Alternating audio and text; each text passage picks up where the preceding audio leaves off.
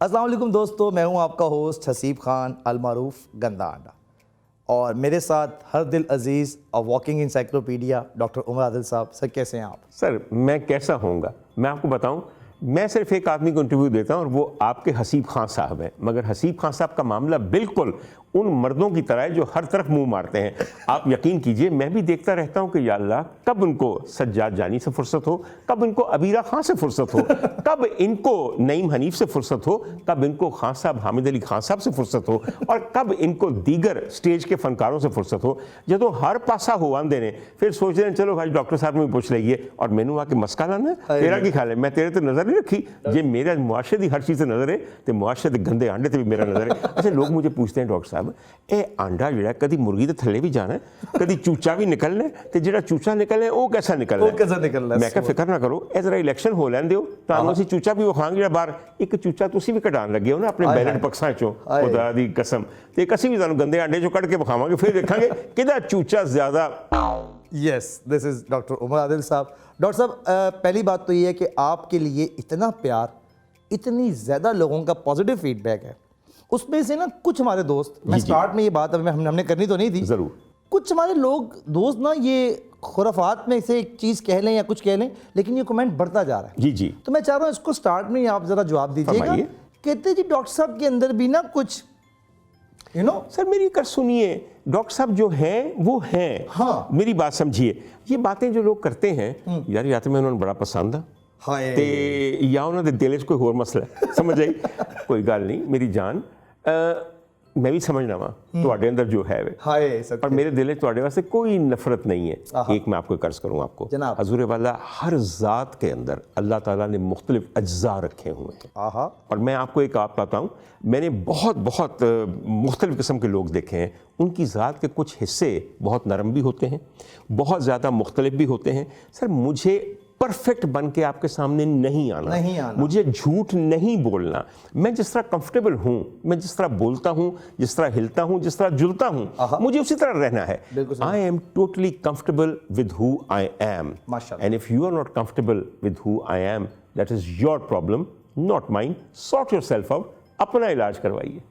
हुनर आराम है, ठीक है, इससे ज़्यादा आराम हले भी नहीं आना, आराम इन्हां नूं कदी आराम नहीं आ सकदा। और सर जी इन्हां दी बेआरामी च साडा मजा है ना, गंदा अंडा वेंदे रहंदे ने। तुहानूं की पता जेडे मेरे सब तो बड़े नक्काद ने, सब तो बड़े नक्काद ने, वो तुहाडा प्रोग्राम एक बारी नहीं 10 बारी वेंदे ने, मेरे हर जुमले नूं सुनदे ने, फिर ओदियां जूआं कढदे ने, फिर जूआं दे वालां दियां जूआं कढदे ने, फिर वेंदे ने विच लीखां है नहीं उन्हां जूआं च के नहीं। लगे रहो लगे रहो लगे रहो लगे रहो। डॉक्टर साहब ये बताइएगा, बुत परस्ती से आपको कोई उनसियत है? नहीं, तो मुझे बुत परस्ती से सख्त नफरत है। आपके ड्राइंग रूम में जी वो आपके आर्काइव्स हैं, आपको शौक है, आप चीज़ें जमा करते हैं। जी, कुछ कमेंट्स बहुत ज़्यादा आते हैं। बिल्कुल आते होंगे। तो मैं क्योंकि हर एक को कहूँगा, मैं आपको पता मैं जवाब देता हूँ हर एक का। सर मैं भी देना चाहता हूँ। पहली बात तो ये है कि मैं सबके लिए आपको एक बात बताऊँ, मेरा ताल्लुक अपने परवरदिगार से इस कदर मजबूत है कि किसी कमरे में पड़ा हुआ एक मुजस्समा उस ताल्लुक के दरमियान नहीं आ सकता। और अल्लाह का शुक्र है कि मेरा ईमान तौहीद पे इस कदर कायम और इस कदर मजबूती से कायम है कि आपके ख्याल में मुझे आप बुत खाने में बिठा दीजिए, मेरी लॉ सिर्फ अपने परवरदिगार से लगी हुई है। और अगर आपके यहाँ कुछ बुत पड़े हुए हैं जो कि आरइश के तौर पे हैं, आरइश के तौर पे, और उनके पीछे भी एक कहानी है। मैं आपको जल्दी से कहानी बता दूँ। एक ज़माना था कि मैं बहुत ज़्यादा आर्कियोलॉजी करता था, बहुत ज़्यादा एक्सकवेशंस करता था। उस ज़माने में मैं इस्लामाबाद रहा करता था, टेक्सला, तख्तबाई, सवात वगैरह में। तो मुझे बड़ा मज़े का लगता था कि इन शहरों के नीचे तहे खाक बाकायदा बहुत बड़ी बड़ी मॉनेस्ट्रीज हैं, बहुत बड़ी बड़ी बुद्धिस्ट टेम्पल्स हैं। तो जब उनकी चीज़ें मैंने निकाली तो उनको बड़ा मज़ा आता है। आप यकीन कीजिए कि ज़मीन के नीचे दबे हुए ख़जानों को जब देखते हैं तो तहजीब और तारीख और बहुत मज़ा देता है। तो वो चीज़ें हैं, वो एक वैल्यू है, बिल्कुल है। मगर सर एक चीज़ जो आपने एक डेकोरेशन के तौर पर रखी हुई है, वो आपका माबूद कैसे बन गई, कैसे बन गई? सर दूसरी बात यह है सर जी, ताल्लुक जो रब के साथ है वो तो दिल का है। सर आपकी सिर्फ दिल के अंदर एक ही चीज़ बसी हुई है। और मैं अपने आप को बहुत अच्छा मुसलमान नहीं बता रहा, लेकिन मैं एक आपको बात बता दूं, जिस दिन जज़ा और सज़ा का फैसला होगा ना, मुझे पूरा यकीन है मेरा परवरदिगार कहेगा पता नहीं मैं तो इसे इतनी मोहब्बत करता था कि नहीं करता था, अलबत्ता ये मुझसे बहुत मोहब्बत करता था, रब्बा याद रखी, मैं सब के सामने कहते मेरी लाज रखी। अल्लाह अकबर, आमीन सुमे आमीन। डॉक्टर साहब प्रोग्राम का बाकायदा आगाज़ करते हैं। बिस्मिल्लाह। डॉक्टर साहब हमारा माशरा किस कदर इखलाकी गिरावट का शिकार है कि एक मियाँ बीवी के दरमियान होने वाला झगड़ा जुबान ज़्यादा आम है। सर मैं कहता हूं कि हमारा मुआशरा कितना अच्छा है इसलिए कि वो उन कई सैकड़ों यूट्यूबर्स और सोशल मीडिया चैनल ओनर्स के लिए कोई ना कोई खुराक रोज दे देता है। सर खुदा की कसम, अगर एक महीने के अंदर सना जावेद और सानिया मिर्जा और उमैर जसवाल और शुएब मलिक प्रोडक्ट के सामने ना आन, अगर उसी पिछले 2 महीने से अगर सज्जाद जानी और इनकी एक बहुत ज़्यादा फेवरेट इनकी खातून है वो ना हो, अगर उसी महीने के अंदर मेरे बहुत प्यारे दोस्त राहत फ़तेह अली खान साहब एक ख़ास मूड में आपको नज़र ना आए, और इसी महीने में अगर 3-4 होर स्कैंडल ना हों, तो भाईजान मेरी गाल सुन, लोगों का टिडके में पड़े। हजूर वाला, हम हैं सनसनी के खरीदार, हम हैं स्कैंडल के खरीदार, हम हैं स्लैंडर के खरीदार। सर जी साडा टिड भरन वास्ते और उन्होंने टिड भरन वास्ते जो साडा टिड भर रहे हैं, अल्लाह ताला ने निज़ाम बनाया है। सिर्फ बात यह है ये चीज़ अब कभी ख़त्म नहीं होगी। सर जी एक बात सुनिए, हमें कभी किसी वक्त ये सोचना है और प्रोग्राम इस बात पे करना है कि हमारा सोशल मीडिया क्रेज़ जो है जी वो देखने वालों को और बनाने वालों को कैसे पागल किया हुआ है। कैसे पागल? सर आप यकीन कीजिए, आप तो खुद माशाल्लाह चैनल चलाते हैं, आपको पता है कि ये रोजी रोटी बन जाती है, और हर लाइक और हर सब्सक्रिप्शन और हर शेयर के ऊपर फर्क पड़ता है कि आपकी पैसा। सर ये एक हलाल रोजी है, ये एक हलाल रोजी, इसमें बड़ी मेहनत की जाती है। ख़वातीन और हज़रात, आपका क्या ख्याल है कि रात के इस पहर अगर मेरे यहाँ अपनी पूरी टीम को लेकर हसीब खान साहब आए हैं, अपने बीवी बच्चों को छोड़ के, अपने आराम को छोड़ के, और पता नहीं कहाँ कहाँ से झगड़ के और कैमरे जमा करके, लाइट जमा करके, तो ये हलाल रोजी नहीं तो क्या है? क्या ख्याल है आपका हजूर वाला? मगर ये रोजी जो है पागल कर देती है। इसलिए कि हर रोज हर पोस्ट के ऊपर हर चीज़ जो आप लगाते हैं उसका जो रिस्पॉन्स है वो आपके फ्यूचर को डिटरमिन करता है। जी बिल्कुल। इसलिए सर जी स्कैंडल जो है उसको बेचना बहुत आसान है। लेकिन डॉक्टर साहब मेरा एक सवाल है, kindly sorry for the interruption. जी सनसनी के हम इतने तलबगार क्यों हैं? सनसनी ही क्यों? एजुकेशनल कंटेंट क्यों नहीं हम देखते? सर जी इसलिए आप अपनी कौम का ज़रा हाल देखें। सर हर वक्त हम एक दर्द ज़ै की कैफियत में है। सर जी वो बच्चा जम के नहीं दे रहा, वो नतीजा जम के नहीं आ रहा, वो चीज़ फारग नहीं हो रही कि जड़ी असी चाहते हैं। सर मुल्क के मालिकों से ले लीजिए और मुल्क के गुलामों से ले लीजिए, हर बंदा लगा हुआ है कि अपनी ख्वाहिश पूरी हो जाए, अपना मतलब और मकसद हासिल हो जाए। किसी को हासिल हो रहा है, इस सिलसिले में जो कुछ हम कर रहे हैं, सर आप यकीन कीजिए मैं एक डॉक्टर हूं, मैंने जितनी हजियानी कैफियत इस वक्त पाकिस्तानियों में देखी है, सर आप यकीन कीजिए ये मुल्क इस वक्त इस कदर एंग्जाइटी का शिकार है कि मैं आपको बता नहीं सकता। हजूर वाला, हर रोज़ तो आप एक मज़ह का खेज़ फैसला करवा देते हैं, हर रोज़ तो आप 10 किस्म की बकवासें हमें सुनाते हैं जो मुख्तलिफ जलसों में हो रही हैं। सर 2000 तज्जियाकार हैं जो अपना अपना तज्जिया पेश कर रहे हैं, अपना अपना चूरन बेच रहे हैं। सर चूरन बेच रहे हैं, और मगर चूरन को चाटने वाले कितने हैं? मगर मज़ा ये है कि जितना ये चूरन चाटते जाएं उतनी दर्द बढ़ती जाती है, उन्नी कॉलंज और उन्ने वट ते मरोड़ वधदे जाते हैं। खुदा दी कसम मैं तुहानू कह रहा, जम के नहीं पे देंदे ते हग के भी नहीं पे देंदे तुसीं सारे। खुदा दी कसम जो मर्जी चूरन चटा रहे हो, मेरे वर्ड का बुरा ना बनाइए, मगर सर हमारी हालत उस आदमी की है, यकीन कीजिए, जो यहाँ तक भरा हुआ है मगर निकास कोई नहीं है कि उसको चैन आ जाए। और सर ये चैन आता नज़र भी नहीं आ रहा, बिल्कुल नज़र नहीं आ रहा। आप अपनी भी बातें करना चाहते हैं? सर मैं थोड़ी सी बात कहना चाहता हूँ कि अगर इस मुल्क के अंदर यही कैफियत रही तो इस्तेहकाम कहाँ होगा? इस्तेहकाम नहीं होगा तो यहाँ पे मुआशी बदहाली कितनी बढ़ती जाएगी, मुआशी हाली बढ़ती जाएगी। सर तो ये बताइए कि क्या आपकी सिक्योरिटी थ्रेटेंड नहीं होगी?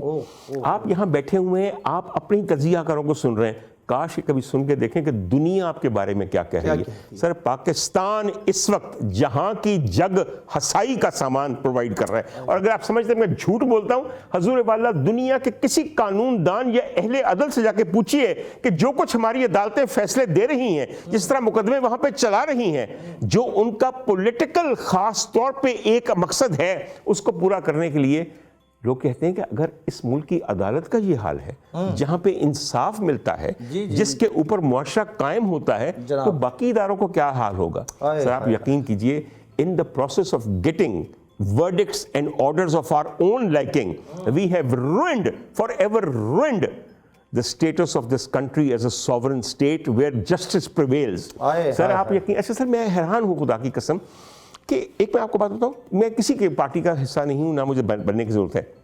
सर अभी रिसेंटली आपने 3-4 फैसले करवाए हैं जनाब, मैं हैरान हूँ कि सर सबसे ज़्यादा जो उसमें जलील हुए हैं, सबसे ज़्यादा, और ये मैं कहना चाहता हूँ, सर मैं एक डॉक्टर हूँ ना, मैं एक बरादरी को बिलोंग करता हूँ, डॉक्टरों को जलील करना बड़ा आसान है जी।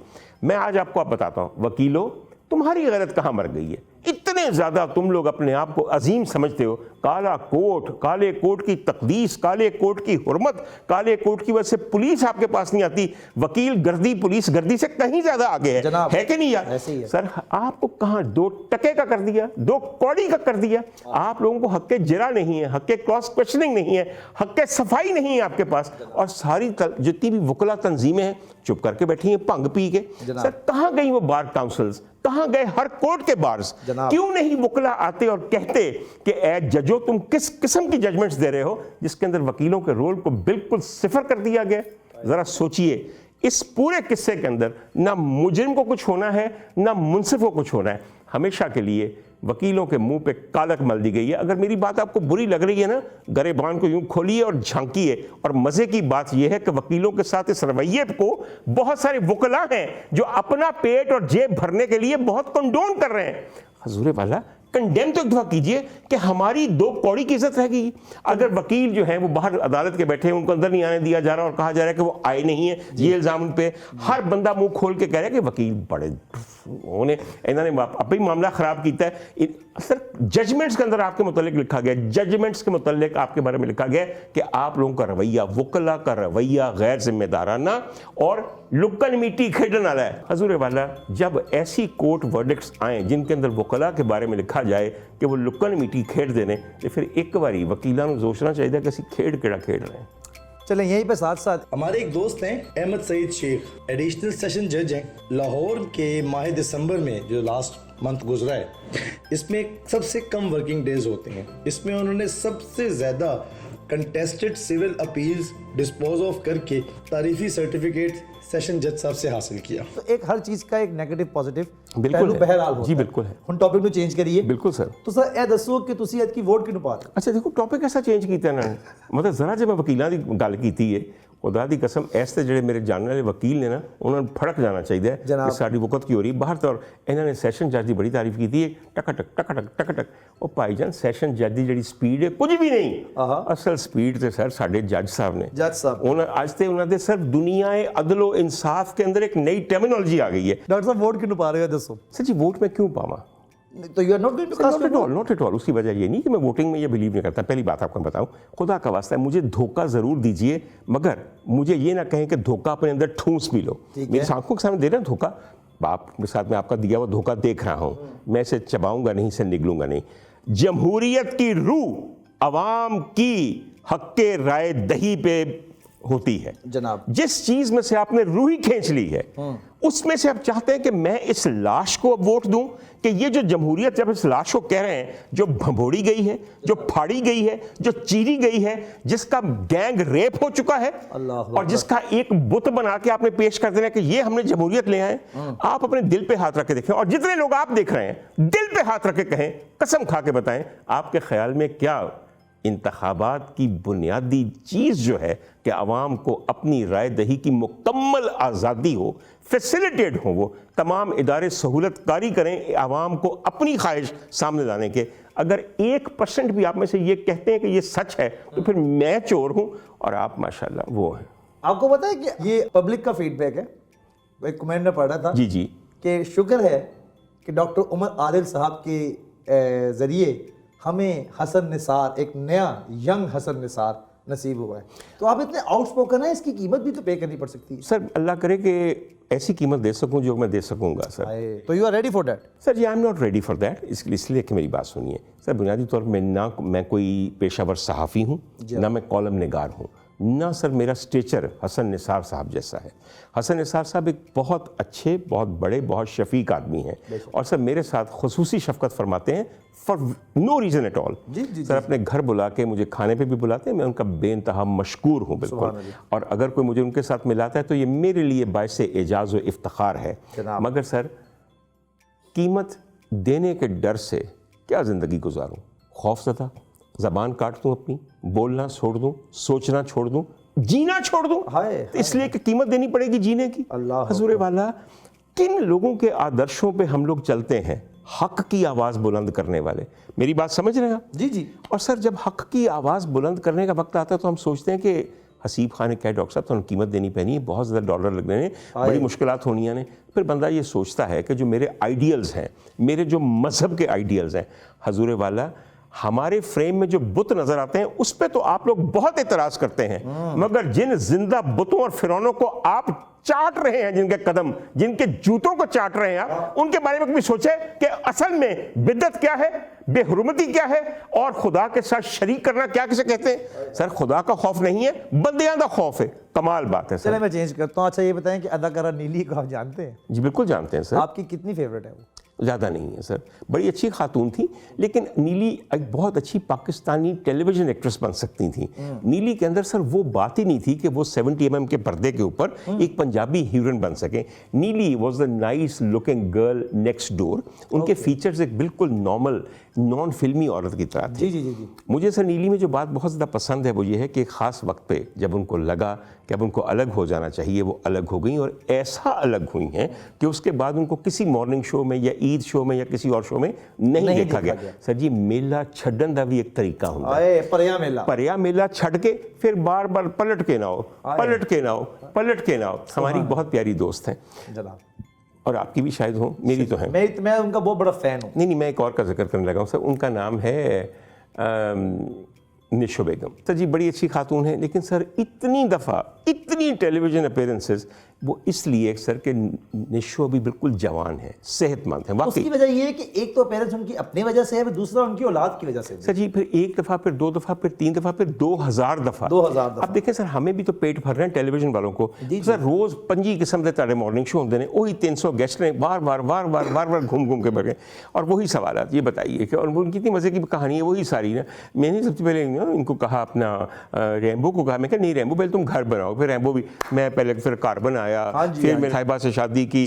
मैडम निशो हमारे साथ बड़ी सख्त पेश आती थी। वो सर जी 2-3 कहानियां हैं। एक रैम्बो की शादी की कहानी, रैम्बो की ज़बानी और निशो बेगम के सामने एक ये, और एक सर 4 बहनें और हैं जिनमें से अब एक फौत हो चुकी हैं। एक उनके बचपन की कहानी, हाय बाजी हमें हरी मिर्चों वाला ऑमलेट देती थी और मुंह में डालती थी। खुदा दा वास्ता जे मैनू यह भी पता चल गया है कि रैम्बो दी शादी ते साहिबा दे वलीमे दा गरारा पेशावर दी केड़ी मार्केट तो किन्ने पैसे लिया गया। और बस कर दो भाईजान, आगे चलो। अच्छा मुझे ये बताइए, पिछले दिनों मैंने आपका एक क्लिप। अच्छा मैं थोड़ी सी एक रैम्बो के बारे में बात करना चाहता हूँ। हम रैम्बो को जानते हैं कि वो एक कॉमेडियन है जी।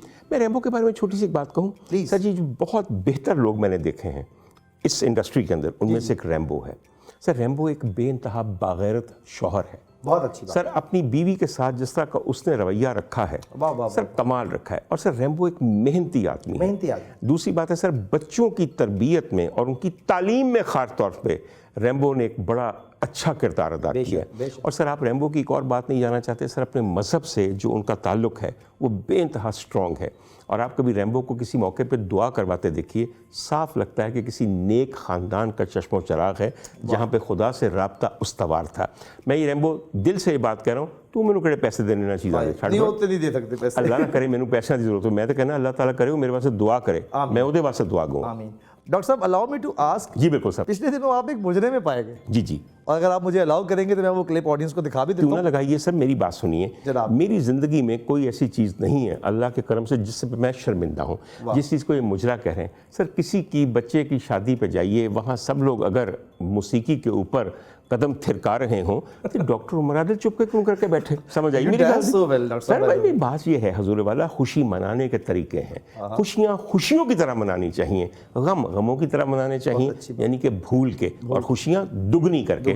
आप ज़रूर लगाइए। सर मैं आपको बताऊं, मेरी बड़ी प्यारी दोस्त हैं, उनका नाम है अस्मा अब्बास। अस्मा अब्बास एक इतनी अच्छी इंसान है कि मैं बयान नहीं कर सकता आपको। सर आप लोग जानते नहीं, आप कहते हैं अदाकारा बहुत अच्छी है, आपको क्या पता कि उस औरत की ज़ाती ज़िंदगी में उसने क्या क्या किरदार अदा किए और कितनी उम्दगी के साथ किए हैं। जितने अवार्ड उस औरत को अपनी ज़ाती ज़िंदगी में मिलने चाहिए वैसे कभी भी उसको शोबिज़ में नहीं मिल सकते, क्योंकि कमाल। अच्छा अब अस्मा के यहाँ किसी बच्चे की शादी थी जिसके ऊपर वो था सब कुछ। अस्मा वहाँ हमने भाई, और अस्मा को पता है कि नहायत रंगीली खातून है बिल्कुल, और मेरी बहनों की तरह है वैसे भी, और साथ उनकी और बहनें भी थी बिल्कुल। तो हम सब ने एक गाना मैंने बड़ा पसंद, पता है मैंने नसीबो लाल बड़ी पसंद, कसम। वो कहते डीजे ने नसीबो का गाना ला देता। तो मैं क्या है सारी अपने अदाकारा समझ दिया, तो डॉक्टर उमर आदिल की समझ दिया। तो अच्छा, तो ये मौका वहाँ पर हुआ। उसके बाद मुझे अगर अस्मा बुरा ना मनाए तो मैं आपकी बात बता दूँ, अस्मा का मुझे एक मैसेज आया जिसमें ये क्लिप आया और अस्मा कहने लगी कि डॉक्टर साहब वेख लवो तुहाडा क्लिप मैं कढ़ लिया ते 2 करोड़ रुपया दे दियो ते नहीं तो मैं वायरल करने लगी हाँ। मैं कसमी आपको बताऊं, मेरे पास वो नोट पड़ा हुआ है। मैंने आगे से कहा, मैं क्या मानो मेरी भैन भैड़िए पहली बारी तो मेरे काम आन लगी है, तू 2 करोड़ मंगनी है, तू 20,000 मेरे को लै ते फौरन वायरल कर ते नाल ही मेरी मैनेजर बन जा, जिन्नियां कॉलां आन एडवांस भी फड़ लै ते कह असी माशाअल्लाह आके मुकम्मल सैटिस्फैक्शन देंगे ते 1.5 घंटे का प्रोग्राम करांगे, तुहाडा दिल खुश हो जाएगा। समझे, वेला अलबत्ता खुलियां दे आज खुलिया दे आज। डॉक्टर साहब वापस आते हैं उसी टॉपिक के ऊपर, सोशल मीडिया। जी जी, स्टार्टिंग फ्रॉम राहत फतेह अली खान। जी बिल्कुल, उनके साथ जो मामला हुआ, सर मैं उसको बात करना चाहता हूँ। प्लीज इसलिए बात करना चाहता हूँ कि मुझे राहत से बेइंतहा मोहब्बत है और मेरी मोहब्बत की वजह ये नहीं है कि वो बहुत बड़े फनकार हैं, मेरी वजह ये है कि वो बहुत अच्छे इंसान हैं। जबरदस्त। एक बात आपको ख़वातीन और हज़रात मैं समझाऊं, जब एक इंसान को अल्लाह ताला इतनी कामयाबी देता है, इतनी नामवरी, इतना पैसा, इतनी इज्जत, कई दफ़ा आपके लिए बहुत मुश्किल हो जाता है to cope with it, life becomes very difficult. फिर आप जाहिर है कि नशे का भी सहारा लेते हैं। दम किया हुआ पानी पीते हैं फिर आप? सर दम किया पानी भी शायद पीते हो, इसलिए कि फिर आपको बहुत ज़्यादा तोहमात भी होते हैं जी। और इस ख़ानदान के अंदर हमेशा से पीरों का दम किया हुआ पानी पीना जो है सर जी, इसमें बहुत जादू वादू होता है, बहुत नज़र लगती है जी जी। बहुत सारी और बातें होती हैं, तो आपका थोड़ा सा अकीदा ऐसा हो जाता है कि आप हर किस्म का सहारा चाहते हैं। मैं एक सवाल करना जी, चाहूंगा, फरमाइए, वो फरमाइए। जो मार पिटी थी वो वाकई दम वाले पानी पे मार पिटी थी? सर ये मुझे बिल्कुल नहीं पता और मैं रायज़नी नहीं करना चाहता उसके ऊपर। मैं सिर्फ ये चाहता हूँ कि पिछले कुछ महीनों के अंदर 2-3 वीडियोज़ ऐसी आई हैं जिसके अंदर राहत इज़ बैडली ड्रंक। अच्छा सर जी, मैं शराब को बहुत बुरा समझता हूँ, लेकिन मेरे दिल में कम से कम वो एक गोशा भी है जो ये समझता है कि इंसान किन हालात में और किस किस्म की शख्सी तन्हाई और किस किस्म के टेंशन और स्ट्रेस जो हैं वो आपको किसी नशे की तरफ ले जा सकते हैं। ये शख्सी तन्हाई और फिर इतना ज़्यादा फेम का स्ट्रेस बर्दाश्त करना सर हर एक के काम की बात नहीं है। मैं आपको बताऊं सर, आप हॉलीवुड की बात करते हैं, बड़े बड़े कामयाब लोग हैं सर, देर ऑल जंकीज, इतना ज़्यादा उनकी ड्रग हैबिट्स हैं कि मैं आपको बता नहीं सकता। सर राहत को इतनी मेहनत के बाद इतनी पजीराई मिली है कि मैं सोचा नन्ही सी जान है, एडा को तो है मेरा यार, खुदा से छोटे छोटे हाथ पैर ने होते समझ। कहने का मकसद सर ये है कि एक और आपको बात बताऊं सर जी, बहुत अच्छा इंसान है। आज आपने उसको एक मुलाजिम के ऊपर हाथ उठाते देखा और मारते देखा, उसकी हालत उस वक्त ज़हनी ठीक नहीं है। सर प्लीज़ मेरी बात समझिए। बिल्कुल बिल्कुल। मैं ऐसे हज़ार इंसिडेंट्स जानता हूं कि जहां पे कई ख़ानदानों की रोज़ी रोटी उस आदमी की कवाली की वजह से लगी हुई है, क्योंकि पूरा ख़ानदान उसके साथ बैठ के संगत कर रहा है। और आज से नहीं कर रहा सर, 25 साल से कर रहा है। आप यकीन कीजिए, हमारे बहुत बड़े मूसीकार थे एम अशरफ साहब, जनाब, उनके बच्चे, उनके बच्चों के बच्चे आज तक उनके लिए बजा रहे हैं। सर मेरे एक बहुत प्यारे दोस्त हैं, वो सैक्सोफोन बजाते हैं, वो बरसों के साथ उनसे सैक्सोफोन बजा रहे हैं। मैं हजूर वाला, मैं एक वजह से, एक इंसिडेंट की वजह से राहत की सारी नेकियों को रगेद दूं, उसका तमाशा बना दूं? सर मेरी और आपके दरमियान कई दफ़ा लड़ाई हो सकती है, हमारी नीयत दोनों की ठीक होगी, मगर लड़ाई बहुत आगे पहुंच सकती है, इसलिए कि हम दोनों एक दूसरे के लिए शदीद जज्बात रखते हैं। सर मोहब्बत भी तो शदीद होती है ना सर, ताल्लुक भी तो मजबूत होता है, तभी तो फिर सर। और उसमें एक बड़ा जो आप, अगर मैं आपसे बड़ा हूं, मैं तुम्हें 2 चपतें लगा भी दूं तो यकीन कीजिए कि वो तीसरे बंदे के समझने के लिए नहीं है, वो हमारे दरमियान समझने के लिए। दूसरी बात है, जिन साहब को वो मार रहे हैं, मैं बिल्कुल सफाई नहीं दे रहा, किसी को मारना नहीं चाहिए। हजूर वाला एक आपको बात बताऊं, इस लड़के के जो वालिद हैं बरसों से राहत के साथ बजा रहे हैं, और उससे बहुत पहले बरसों से वो उस्ताद नुसरत फतेह अली खान साहब के साथ बजा रहे हैं। और मैं उन साहब को भी जानता हूं कि वो कितने भले आदमी हैं और इस खानदान के लिए ऐसे मोहब्बत रखते हैं कि मैं बयान नहीं कर सकता।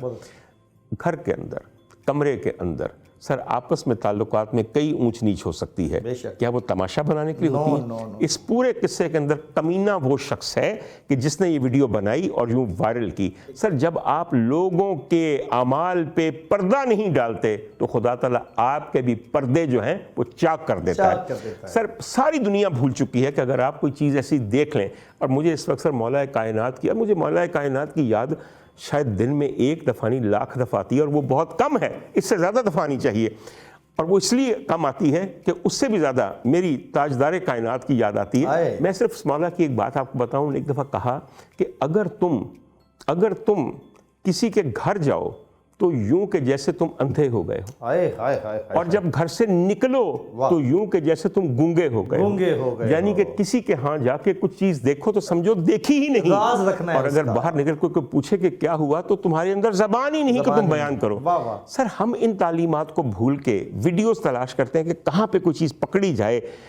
उसके बाद मेरी बात सुनिए, जनाब। आप जब अपने फनकारों के लिए ये करते हैं ना तो यकीन कीजिए कि आप अपने मुल्क को भी जलीलो ख्वार कर रहे हैं। Exactly, एक बिल्कुल। बात सर, मुझे यकीन है कि राहत ने सिद्ध के दिल से माफ़ी मांगी होगी। वो क्या प्यारे अंदाज में उन्होंने बकायदा ऑडियंस जाके कहा जी जो हुआ मैं उसके लिए तहे दिल से आप लोगों से माजरत हुआ। सर ये गुस्सा चीज़ ही ऐसी है हाय, कि हाय, इंसान का दिमाग काम नहीं करता। लेकिन ਤੁਹਾਡਾ ਹੀ ਦੋਸਤ ਹੈਗਾ ਯਾਸਿਰ ਸ਼ਾਮੀ, जी जी ਤੁਹਾਡਾ ਚਹੀਤਾ जी जी ਉਹਨੇ ਜਨਾਬ ਉਹ ਇੱਕ ਜਿਹੜੇ ਸਾਡੇ ਰਿਪੋਰਟਰ ਸਾਹਿਬ ਨੇ ਜਿਹੜੇ 3-4 ਜਗ੍ਹਾ ਤੋਂ ਫਾਰਿਗ ਹੋ ਚੁੱਕੇ ਨੇ ਜੀ, ਬਿਲਕੁਲ। ਉਹਨਾਂ ਨਾਲ ਬਹਿ ਕੇ ਬਿਲਾ ਵਜ੍ਹਾ ਦਾ ਇੱਕ ਪ੍ਰੋਗਰਾਮ ਰਾਹਤ ਫਤਿਹ ਅਲੀ ਖਾਨ ਨੇ ਕਿੰਨਾ ਕਮਾਇਆ ਕਿੰਨਾ ਨਹੀਂ ਕਮਾਇਆ। मेरी गल सुनो, फिर हुण यासिर शामी की करे। ਹਾਏ समझ आई मेरी गल दी। यासिर बड़े दिन हो गए ने कि इकबाल के शाहीनों ने कोई बाहर से पुरानी बुढ़ी गां ਵਿਆਹ के नहीं पाकिस्तान लेके आए। सर देखो ਵਿਚਾਰਾ ਦਾ ਕੰਮ ਚੰਗਾ ਭਲਾ ਚੱਲਦਾ ਸੀ, ਮੁੰਡੇ ਇੱਥੇ ਇੰਟਰਨੈਟ ਤੇ ਬਹਿ ਕੇ ਕੋਈ ਨਾਨੀ ਨੂੰ ਕਹਿੰਦੇ ਸਨ ਕਿ ਹਾਂ ਨਾਨੀ ਮੈਂ ਤੇਰੇ ਨਾਲ ਵਿਆਹ ਕਰਨ ਸੇ ਤਿਆਰ ਹਾਂ। ਉਹ ਤਕਰੀਬਨ 85 ਸਾਲ ਦੀ ਨਾਨੀ ਜਿਹੜੀ ਸੀ ਚੰਦ ਡਾਲਰ ਪਾ ਕੇ ਪਰਸ 'ਚ ਆ ਜਾਂਦੀ ਸੀ ਇੱਥੇ, ਕਿਉਂਕਿ ਉਹਨੇ ਬੱਦੋ ਮੱਲੀ ਦੇ ਨਜ਼ੀਰ ਦੇ ਨਾਲ ਮਾਮਲਾ ਸੈੱਟ ਕਰ ਲਿਆ ਹੁੰਦਾ ਸੀ। ਫਿਰ ਉੱਥੇ ਆ ਕੇ ਘੁੰਡ ਕੱਢ ਲੈਂਦੀ ਸੀ, ਅੱਡਾ ਖਰਾਰਾ ਪਾ ਲੈਂਦੀ ਸੀ ਤੇ ਯਕੀਨ ਕਰ ਇੰਜ ਨਾਨੀ ਵੇਲ ਵੰਗਰ ਪਈ ਹੁੰਦੀ ਸੀ ਤੇ ਨਜ਼ੀਰ ਜਿਹੜਾ ਸੀ ਬੱਦੋ ਮੱਲੀ ਵਾਲਾ ਇੱਥੇ ਪਿਆ ਹੁੰਦਾ ਸੀ। कहता था मोहब्बत से शादी की है ना, मोहब्बत से शादी की है, बस इंशाल्लाह पासपोर्ट बन रहा है, बड़ी जल्दी हम दोनों स्वीडन में होंगे। भाईजान ये भी तो देखिए कि यासिर शामी ने क्या चीज़ एक्सपोज की है। हमारा नौजवान इतना डेस्परेट है यहाँ से भागने के लिए कि उन्होंने स्वीडन दी 85 साल नानी कबूल है, जिंदगी तबाह करनी कबूल है, अपनी मां नू छड़ना कबूल है। तो सर हर बंदे इस इंटरव्यू के मैं आपका ध्यान दोबारा, क्योंकि आप इससे निकल रहे हैं, I know he is your best friend, I know. नहीं बेस्ट फ्रेंड कतई नहीं है सर। सर एक मैं बताऊं यासिर शामी के बारे में आपको एक बात बताऊं। नहीं, चूहे पकड़ने वाला बंदा था ना, उस कंटेंट को चले उन्होंने, हालांकि वो भी कंटेंट मुझे तो समझ नहीं आया जी, जी। लेकिन वो आप वाली बात जो चीज़ बिकती है उसको बेचने में कोई बुराई नहीं है। इस चीज़ के ऊपर वो जो हमारे ब्यूरो चीफ भी हैं, रिपोर्टर भी रह चुके हैं, नईम हनीफ साहब, वो मौजू से हट चुके, उस पे जाके अरबों रुपए का ये देखें जी FIA वाले के घर जाके उन्होंने परफॉर्म किया, अगले दिन उनका टैक्स माफ़ हो गया। क्या ज़रूरत पड़ी है, मैं कह रहा हूँ हमारे मीडिया को। अल्लाह माफ़ करे, मैं नईम हनीफ साहब को सिर्फ एक बात कहूँ कि जिस तरह वो लोगों के पोल खोलते हैं, अगर उनके पोल खुलने शुरू हो जाएं और वाकई उनके भी पोल हैं, ज़रा हैं बोर किस्म से तब्दील की खोड़ लेनी तो कैसा लगेगा। वो भाई खुदा दा वास्ता जी, हमारा मीडिया बहुत छोटा है, हमें ये चाहिए कि मीडिया में रहते हुए मीडिया वालों की इज़्ज़त का ख्याल करें। ये हमारी बरादरी है सर, ये हमें इज़्ज़त भी देते हैं दुनिया जहान में। और अगर आपने अपनी रोज़ी रोटी इनको जलील करके कमानी है तो इससे बेहतर है कि कोई आप और कारोबार कीजिए। खुदा का वास्ता है सर, इस मुआशरे में आहिस्ता आहिस्ता सबकी इज्जत की नीलामी हो रही है। और सर ये जो वीडियोस का लीक होना और फिर इनका इस्तेमाल होना है से सर ये राइट एट द टॉप से आ रहा है और नीचे तक आएगा। आपके जब लीडर जो हैं ये करेंगे और हर एक की कहेंगे फखरिया कि हमारे पास हर एक की वीडियो है, तो सर यकीन कीजिए आपकी भी वीडियोज़ हर एक के पास हैं। लेकिन उन लोगों को थोड़ी सी शर्म है कम अज़ कम कि इसको इस्तेमाल नहीं करना। मगर वो वक्त दूर नहीं है जब ओछे हथकंडे इतने ओछे हो जाएंगे और किरदार इतनी गिरावट का मुजाहरा करेंगे कि वो सब चीज़ें भी सामने आ जाएंगी। आई समझ मेरी बात की? और उनकी एहलिया का मामला मैं चाह रहा हूँ कि सर मैं जल्दी से आपको एक तो बजाय था, मुझे उनमें कोई खास दिलचस्पी नहीं है। वो एक न्यूज़ कास्टर थे जो शायद किसी वक्त बैठ के कोई न्यूज़ मॉर्निंग भी करते थे। सर मुझे जो हैरत है ना वो ये देखिए कि ये जो मीडिया की वजह से आपको इज्जत और पैसा मिल रहा है, इसको संभालना कितना मुश्किल है। एक बात याद रखिए सर, थोड़े दिन अंदर बहुता पैर है। मुझे पहली दफ़ा पता चला कि वो लड़का जो है उसकी कोई 3-4 बीवियां हैं। जनाब सर इतनी सी उसकी उम्र है, 40 साल से कम ही उम्र होगी। और 3 या 4 तो ब्याही हुई बीवियां कुछ ऐसी हैं जो कि बीवियां नहीं बन सकती और बेइंतहा नाराज़ हैं, और वो भी ख़वातीन की तादाद कुछ कम नहीं है। हजूर वाला अल्लाह ताला बुरी घड़ी से हर एक को बचाए, अल्लाह ताला अपनी पकड़ से हर एक को बचाए। मगर एक बात आपको बताऊं, और ख़वातीन हज़रात में आपको भी एक बात बताऊं, हजूर वाला मीडिया ने थोड़े में बहुत डाल दिया और वो सारा छलक रहा है बाहर इस कदर बुरी तरह। ये हसीब खान सामने मेरे बैठे हैं, ये इस सर्कस का एक बहुत बड़ा रुकन है। हसीब खान ने इस सर्कस के अंदर हमारे कॉमेडियंस को 20,000 से 25 लाख तक जाते देखा है। जनाब। और कभी ये सोचा है कि ये 20,000 से 25 लाख तक जो कॉमेडियन गया है, क्या इसके अंदर तालीम, तरबियत, किरदार की इस्तेकामत, मुशावरत और कोई गाइडेंस है कि किस तरह अपने को कंट्रोल करना है? नहीं करना। इसलिए पागल हो गए सारे। सर अल्लाह ना करे कि ये प्रोग्राम बंद हो जाए, और आखिर एक दिन होने हैं। मैं आपको बताऊं, हर चीज़ की एक ज़िंदगी होती है, फिर ख़त्म हो जाती है। मुझे समझ नहीं आती कि फिर ये सब कहाँ जाएंगे और क्या करेंगे। ये मैं आपको बात बता दूं। और एक आपको मैं बात बता दूं, हजूर वाला कितना भी नया टैलेंट आपके पास क्यों ना आ जाए, उसका प्रोग्राम शुरू में कितना भी बड़ा चैनल उठाए ना, एक वक्त आता है जब प्रोग्राम बढ़ जाता है। आपको बताऊं कौन कौन से बढ़ गए? जी प्लीज। आपकी बहुत प्यारी, एक बहुत अजीजा थी, वीना मलिक साहिबा, बहुत बड़ी अदाकारा, बहुत अच्छी नकल करती थी। बढ़ गया कि नहीं प्रोग्राम? बढ़ गया। आपके एक बहुत प्यारे दोस्त हैं ताबिश हाशमी साहब, तूती बोलता था उनका, बढ़ गया कि नहीं प्रोग्राम? बिल्कुल बढ़ गया।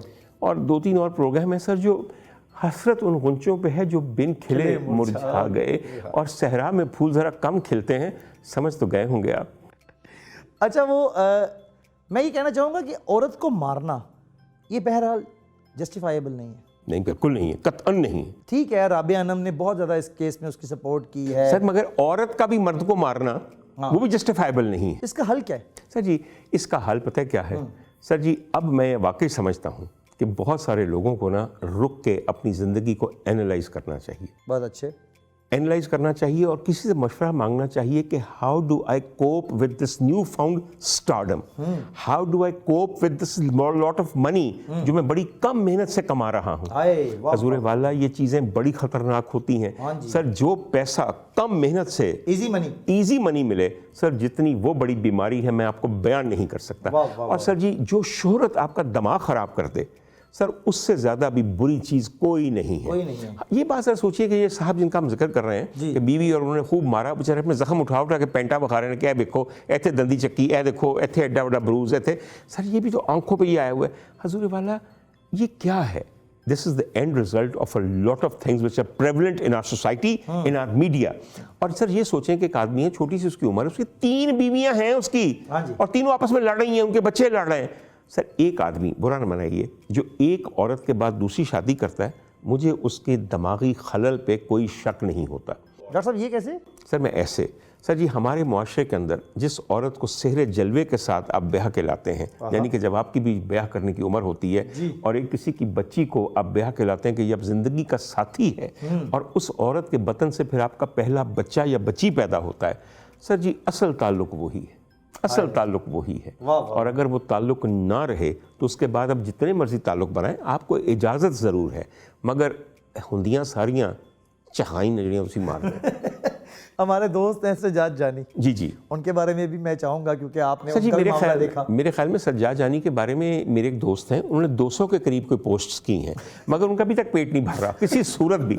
वो सर जी, सज्जाद जानी बड़ा बड़ा बंदा सी, उन्हें बड़ी शोहरत मिली, और जड़ियाँ स्टेज दियाँ कुड़ियाँ, खास तौर जियाँ फैसलाबाद दियाँ कुड़ियाँ होंदियाँ वहाँ, तुहानू पता कैसियाँ होंदियाँ वहाँ, समझ आई मेरी गल? वो भी सज्जाद जानी, अल्लाह ने बराबर दी लड़ाई जोड़ी, एक अन्ना एक कोड़ी, वो मिलकर उन्होंने आपस में जो तमाशा किया। वो भाई बख्शते हैं सज्जाद जानी को, इसलिए कि सज्जाद जानी ने किसी के साथ जबरदस्ती नहीं की। Sajjad Jani has not raped anybody, Sajjad Jani has not compelled anybody to get married. भाई सज्जाद जानी का स्टारडम देखते हुए या उनका टैलेंट देखते हुए या उनकी ज़ात को देखते हुए कुछ लड़कियों उनके साथ शादियां की। अब शादियां नहीं निभी इसलिए कि उसमें लड़कियों का भी कोई कसूर होगा। सर, जो लड़की खुद सज्जाद जानी को पसंद कर रही है, वो कल को सज्जाद जानी को छोड़ के किसी और को भी पसंद कर सकती। मैं नहीं कहता किया कि नहीं किया।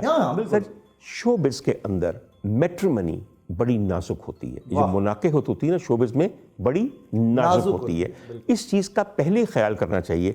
और सर, जब शोबिज़ के दो लोग आपस में मिलते हैं तो सर या इंतहाई नाकामी होती है या इंतहाई कामयाबी होती है। मैं आपको ये बताऊं, मगर ये अपने ज़र्फ़ पे डिपेंड करता है कि आपके क्या ज़र्फ़ है आपका। इसलिए सर जी, किसी का मामला बिगड़ गया, किसी की शादी ना रही, तमाशा ना बनाए।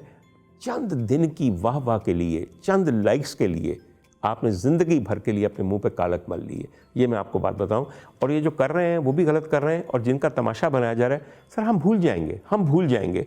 मगर सर, आपकी शादी के नतीजे में पैदा होने वाले बच्चों को लोग वो वीडियोस निकाल के भेजा करेंगे कि आज तो 10 साल पहले तेरे माँ पे होता है हाल हो ऐसी। ज़रा सोचें सर, बात यही है कि थोड़ी सी समझने की ज़रूरत है। क्या समझें सर, इस वक्त तो हमारा मुल्क ही हमारे हाथ से निकला हुआ है।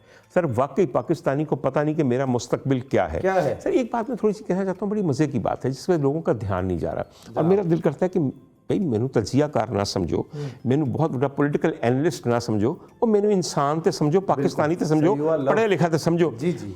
हजूर वाला एक बहुत बड़ा फैसला पिछले दिनों आया है आपके पास, जो कि तोशा खाना का है। तोशा खाना, वो इवैल्यूएशन केस, एवेल्यूएशन की। अच्छा जी, मैं एवेल्यूएशन की एक बात बताऊं, लोग थोड़ा सा भूल रहे हैं। ये जो फैसला आया है ये दरअसल घड़ी पे नहीं आया। जी जी, ये घड़ी पे नहीं आया, ये एक हार पे आया है। जी वो 3 अरब का हार, सब जो 3 अरब का हार जो कि बेगम साहिबा ने। बेगम सर जी बहुत सारे पहलू हो सकते हैं, मैं इसमें छोटी सी बात बताऊं, क्योंकि मेरे पास भी जेमोलॉजी के अंदर 2 डिग्रीज हैं। जेमोलॉजी होता है the science of gem stones, वाह। और चूंकि मैं खुद भी एक ज्वेलरी डिज़ाइनर हूं तो मुझे थोड़ा सा अंदाज़ा है। कुर्बान जामा हजूर वाला, अगर मेरे पास कोई चीज़ आती है बहसीत वज़ीर आज़म पाकिस्तान और उसको मुझे इवेल्यूएट करवाना है, सबसे पहले सर मैं अपने मिलिट्री सेक्रेटरी और पर्सनल फर्स्ट सेक्रेटरी को कहूँगा कि ये काम करवाना है, और ये काम उन्होंने करवाना है, ये उनकी जिम्मेदारी है। सर मैं लेके पोटली खोल खोल के सूए बाजार जाके नहीं कहूँगा यार भा बशीर तुसी दसो किन्ने को दे गए थे पैसे। ये नहीं होता। सर वो जो मेरे मिलिट्री सेक्रेटरी और जो मेरे पर्सनल सेक्रेटरी और मेरा पीएम हाउस का जो स्टाफ है वो सबसे पहले फ़ोन करेगा कैबिनेट डिवीजन को, और कैबिनेट डिवीजन के अंदर कैसी कैसी बला बैठी हुई है और कैसा कैसा हमारा खून चूस रही है, मैं बयान नहीं कर सकता। फिर उसके बाद सर वो किसको भेजेंगे? FBI को, फेडरल ब्यूरो ऑफ रेवेन्यू को, कि जाहिर है रेवेन्यू पाकिस्तान की कौम का है। उसके बाद सर वो क्या करेंगे? असेसर और अप्रेजल के लिए बहुत बड़े माहिरों को करेंगे। जरा ये लाइन देखें सर। जी जी जी, आई समझ मेरी बात? चेन है, चेन एंड पे आएगी किसी सर्टिफाइड माने जाने कंपनी को रिप्रेजेंट करने वाले लोगों की, जो कि उस चीज़ को अपने हाथों में लेकर असेसर्स के साथ, मुख्तलिफ डिवाइसेस के साथ, मुख्तलिफ रिफ्रैक्टिव इंडेक्स डिटरमिन करने वाली लाइट्स के साथ, वेटेज के साथ, कलर ग्रेडिंग के साथ, और फिर इंक्लूजन ग्रेडिंग के साथ एक एक स्टोन की असेसमेंट करके पूरे हार की कीमत बताएंगे। मैं कुर्बान जावा सर, कैबिनेट डिवीजन को, पीएम सेक्रेटेरिएट को, पीएम हाउस को, FBR को, नैब को, सबको कौन मिलेगा? एक भा बशीर उत्थे भी ऐसी ਜਿਹੜਾ दुबई ਦੇ ਅੰਦਰ ਇੱਕ ਛੋਟੀ ਜਿਹੀ ਕੰਪਨੀ ਜਿਹੜੀ ਹੁਣ ਐਗਜ਼ਿਸਟ ਨਹੀਂ ਕਰਦੀ ਉਹਦੇ ਅੰਦਰ ਉਹਨਾਂ ਦੇ ਇੱਕ ਜਿਊਲਰੀ ਸਟੋਰ ਸੀ ਤੇ ਇੰਡੀਆ ਦੀ ਬਣੀ ਭੈੜੀ बदसूरत ज्वेलरी ਹੁੰਦੀ ਸੀ, हीरिया का कारोबार नहीं सी। आप अभी भी जाकर मीना बाजार में होती दुकान जहां पे एक पार्ट टाइम सेल्समैन था, सेल्समैन नॉट अ जेमोलॉजिस्ट। उसकी तालीमी जो इस्तात है वो कितनी है? मैट्रिक। वो कहता है मैं बड़ी बड़ी कोशिश की थी, मैं इंटरकॉम कर आई कॉम कर लवा, जब मैं नहीं कर सकिया, मैं 6 बारी करके छड़ देता। कुर्बान जावा तुहाडे उत्ते खुदा दी कसम, जवाई भी लभया जाते ऐसा जिहो जिहा तुहाडा अपना मुंह है, खुदा दी कसम। उसके बाद उसको कहा गया कि ये तस्वीर देखो। हजूर तस्वीर देखो और हमें इसकी कीमत बता दो। और सर जो उसने रिपोर्ट दी है, कुर्बान जाऊं, क्या तुम्हारे पास कोई डिग्री है जिसके तहत, क्या तुम्हारे पास कोई इंस्ट्रूमेंट था, क्या जिस चीज़ को तुम असेस कर रहे हो 3 अरब का, वो तुम्हारे हाथ में कभी आई? क्या तुमने कभी इसको सब्जेक्ट किया टू एनी नॉन टेस्ट जो कि किए जाते हैं अप्रेजल से पहले? कतई नहीं। और सबसे मजे की बात यह है, वो भी जैसे बिलावल भुट्टो का मानने वाला है। जी सर बिल्कुल। बिलावल भुट्टो साहब भी माशाल्लाह आंडे किलो के हिसाब नाल बेचते ना, तो उन्हें भी डायमंड जो है ना जी वो ग्राम के हिसाब नाल बेचा, कैरेट के हिसाब नाल नहीं बेचा। सर जी कुर्बान जावा बिलावल, तुम्हारे बहुत सारे मानने वाले हैं जो दुबई में भी मौजूद हैं। दुबई में क्यों ना होंगे? तो काफ़ी देर दुबई रहे और की। अच्छा सर उसकी बात में नजर करनी है, फिर मैं एक आपको बात बताऊँ। एक सवाल आपसे पूछना चाहता हूँ, सर एक बात पूछना चाहता हूँ सर जी, कौन सा ये क्या मैं कहूँ जिन्होंने इस किस्म की रिपोर्ट के ऊपर ये रकम मांग ली? और एक बात आपको बताऊं सर, ये हार फरमा रवाए सऊदी अरब के एक वली अहद ने एक मुस्लिम मुल्क के वजीर आज़म की तीसरी बीवी को तोहफतन दिया जब वो वहाँ पे आए। सर जिस मुल्क का मैं जिक्र कर रहा हूँ, और बुरा ना मानिएगा सर, वहाँ पे हमें फ़कीर समझा जाता है, फ़कीर मांगने वाले। और जब भी हमारा कोई सरबराह मुमलिकत वहाँ पे गया है तो 2 काम करने गया है, पैसे मंगने वास्ते ते वापस झुंगे च गुमराह करके आ गया। समझ आ गई मेरी बात की? अच्छा जी यही करते गए ना, यानी कि यूं हाथ करते गए हैं और अल्लाह के आगे भी यूं हाथ करते आ गए हैं। ये और बात है कि दोनों तरफ से सुनवाई कम ही हुई है ऐसे लोगों की। बाहर तौर सर एक एक ऐसा मुल्क जो आपसे हमेशा मांगने के लिए आता है, जो फकीर है आपकी नजर में और हमेशा से है, और उसको तोहफा आप देंगे। उसके एक वजीर आजम की तीसरी बीवी को तोहफा देंगे तो 3 अरब का हार देंगे। आहा। दिल मंद है ਤੁਹਾਡਾ? जरा ਉਹ ਯਾਰ सोचिए। ਜਿਹੜਾ ਦਿਲ ਮੰਦ ਹੈ ਨਾ ਉਹ ਵੀ ਐਸੇ ਕਰੇ ਵੋਟੀ ਨੂੰ ਨਾਲ ਲਵੇ ਤੇ ਜੱਦੇ चला जावे, शायद ਤੁਹਾਡੀ भी किस्मत खुल जाए। आई समझ मेरी गल दी? सर कितना बेवकूफ बनाएंगे हमें। Thank you very much doctor साहब, आज का प्रोग्राम यहीं पे खत्म करते सर हैं। खत्म कर दे वाकई, क्योंकि मेरा ब्लड प्रेशर बढ़ गया। हालांकि मुझे ब्लड प्रेशर कतन नहीं है, मगर ख्वातीन हज़रात, मुझे आप जलील कर तो सकते हैं, मैं अपने आप को जलील समझने के लिए तैयार नहीं। और एक दिन मेरी यही अना और मेरी ये खुदी आपके मुंह पे थप्पड़ बन के पड़ेगी। सर एक आखिरी बात आपको बता दूं, एक फैसले आप अदालतों से करवा रहे हैं, एक फैसले आपने रिटर्निंग ऑफिसर से करवाने हैं, मगर याद रखिएगा कि असल में फ़ैसला वो चलना है जो ना जजों ने करना है, ना रिटर्निंग ऑफिसर्स ने करना है, जो ऊपर होना है। और जब वो फैसला लागू हुआ तो ओए होए होए होए, फोन बंद कर programme. Thank you very much दोस्तों, ये था आज का प्रोग्राम। जाते जाते एक ही रिक्वेस्ट कि चैनल सब्सक्राइब ज़रूर कीजिएगा। ये एनालिटिक्स देखिए, आप लोगों में से 80% आवाम वो है जो हमारा कंटेंट देखते हैं, सुनते हैं, लेकिन चैनल सब्सक्राइब नहीं किया हुआ। बड़ी जुल्म की बात है कि आपकी सिर्फ एक टच है, उसकी वजह से हसीब खां इस तरह का काम कर सकते हैं। अगर आप हमें पसंद करते हैं या नापसंद करते हैं, नापसंद करने वाले ज़्यादा, क्योंकि उनको हर हफ्ते ऐसा मटेरियल मिल जाता है, इस पर बैठ के गालियाँ लिखें, जिस पर जाके मुझ पर कमेंट्स करें, मेरी ज़ात के बारे में कीचड़ उछालें और अपना कलेजा ठंडा करें। तो अपना कलेजा ठंडा करने वास्ते चैनल को सब्सक्राइब कर दो, तो ही फ़ायदा है, मेरा तो नहीं। थैंक यू वेरी मच, अपना ख्याल रखिएगा। नेक्स्ट सेशन में मुलाकात होगी। अल्लाह हाफिज़।